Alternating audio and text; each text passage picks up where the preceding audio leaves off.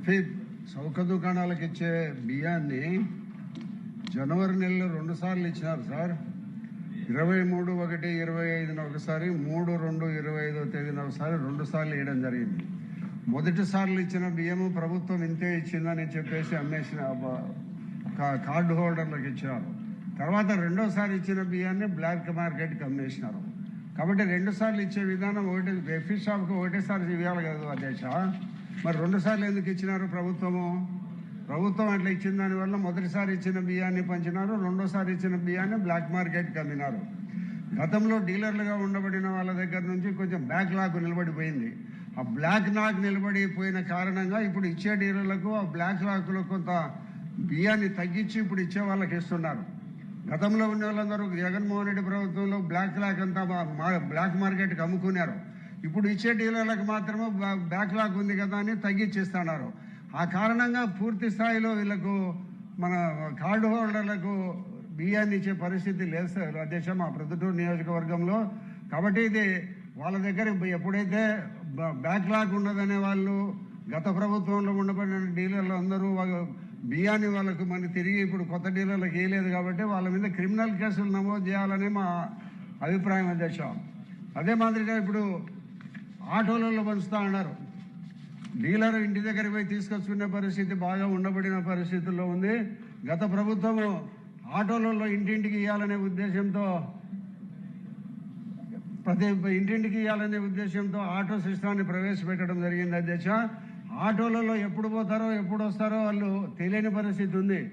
ఆటోలలో వాళ్ళందరూ బియ్యాన్ని డీలర్కు కిలోకు 12 రూపాయలు 13 రూపాయలకు వాళ్ళు డబ్బులు తీసుకొని బియ్యం ఇవ్వడంలే. బియ్యం వాళ్ళు ఆటో వాళ్ళే మిగిలించుకొని బ్లాక్ మార్కెట్కి అమ్ముకుంటున్నారు. డీలర్ దగ్గర ఉండేటప్పుడే సక్రమైన డిస్ట్రిబ్యూషన్ ఉండింది సార్. ఈ పొద్దు కాకపోతే రేపు కాకపోతే 4 రోజులకు తీసుకునే వాళ్ళు ఆటోల ద్వారా పోయిన కారణంగా అప్పుడు ఉంటే తీసుకోవాలా లేకపోతే లేదు. ఆటోల వాళ్ళే 15 రూపాయలు డబ్బులు ఇచ్చి బియ్యం వేయకుండా తీసుకొని అవన్నీ బ్లాక్ మార్కెట్ తరలిస్తాడు.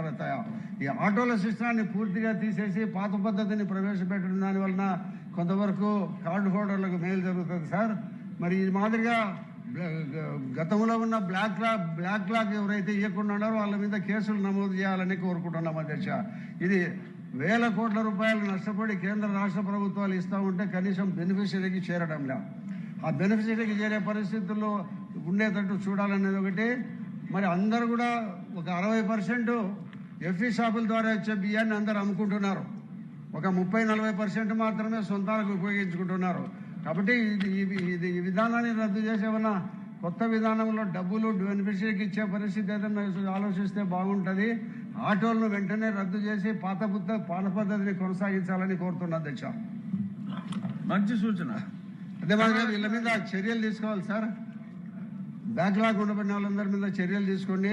2 సార్లు నెలలో ఒకసారి ఎఫ్ఈ షాప్కు బియ్యం ఇవ్వాలి. 2 సార్లు ఎందుకు ఇచ్చినారు సార్? అర్థమైందండి. మీరు దానివల్ల అక్రమ మార్గాలలో బ్లాక్ మార్కెట్ పోయేదానికి అవకాశం ఉంది కాబట్టి దీని మీద చర్యలు తీసుకోవాలని కోరుతున్నా అధ్యక్ష. తప్పకుండా. హాయ్ హలో, నేను మహేష్ విట.